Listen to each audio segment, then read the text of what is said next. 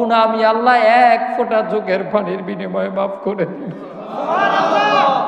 এই আল্লাহ আমাদের রব এত মহব্বত করলেন আমাকে আপনাকে, আল্লাহর জন্য দুইটা দিক রেখে দিলাম। তোর 40 বছর 50 বছরের গুনাহ নিয়ে যখন তাহাজ্জুদের মুসল্লার মধ্যে এসে জমিনের দিকে মাথা একটা ফোঁটা চোখের পানি ছেড়ে দিতে পারো, আমি আল্লাহ তোর 40 50 60 70 80 বছরের সব গুনাহ মাফ করে দিব। নিচের দিকটা আল্লাহ রেখে দিলেন, নিচের দিক হলো আদবের দিক। কথা কন, আদব আসলে চোখ নিচু হয়ে যায়, আপনার স্কন্দন যেটা আছে এটা নিচু হয়ে যাবে, আপনার মধ্যে বেয়াদবি হলে সিনা টান হবে। কথা কন, কথা কন। আদবের কারণে বান্দা কপাল আর নাক জমিনের মধ্যে ঠেকিয়ে দিয়েছে আর বলতেছে, মাওলা 70টা বছর ইবলিসের কারণে গুনাহ করেছি, অপরাধ করেছি। আয় আল্লাহ, ফজরে তুমি রবের পক্ষ থেকে মুয়াজ্জিনে আজান দিয়েছে, 30 বছর ধরে ফজরের আজানটা পর্যন্ত শুনতে পাই নাই মাওলা। জোহরের আজান শুনেছি, ডাকে সাড়া দিয়ে মসজিদে যাই নাই। আসরে দুনিয়া নিয়ে ব্যস্ত হয়েছি, তুমি রবের কাছে উপস্থিত হই নাই। মাগরিবের সন্ধ্যা শুরু করেছি, রাতে দুনিয়া নিয়ে বিভোর হয়েছি মাওলা।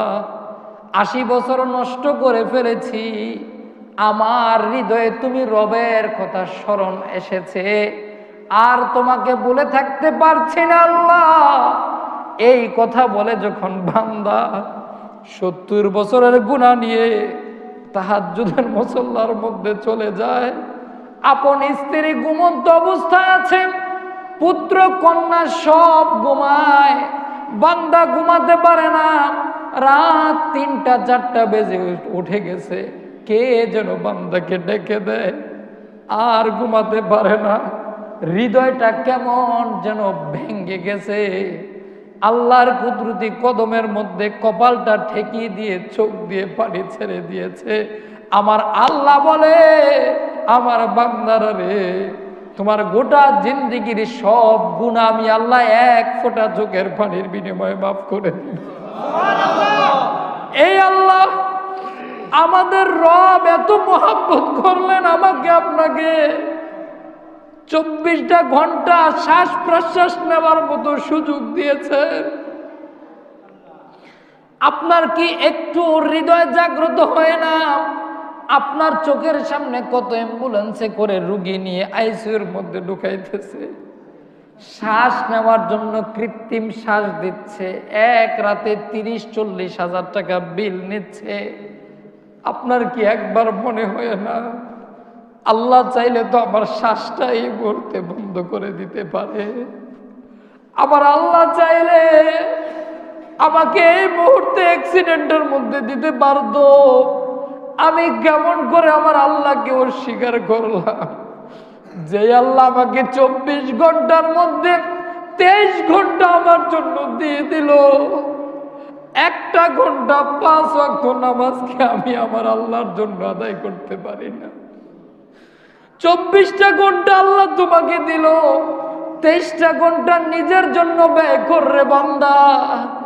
অন্তত একটা ঘন্টা আল্লাহর জন্য ব্যয় কর, অন্তত 2টা ঘন্টা প্রতিদিন আল্লাহর জন্য ব্যয় করো।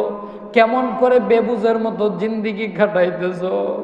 তোমার যেই ফ্যাক্টরিতে যেই বসের অধীনে তুমি চাকরি করো, 6 ঘন্টা ডিউটির মধ্যে যদি 10 মিনিট লেটে তুমি যাও, তোমাকে প্রথম দিন বলবে কেন লেটে এসেছ।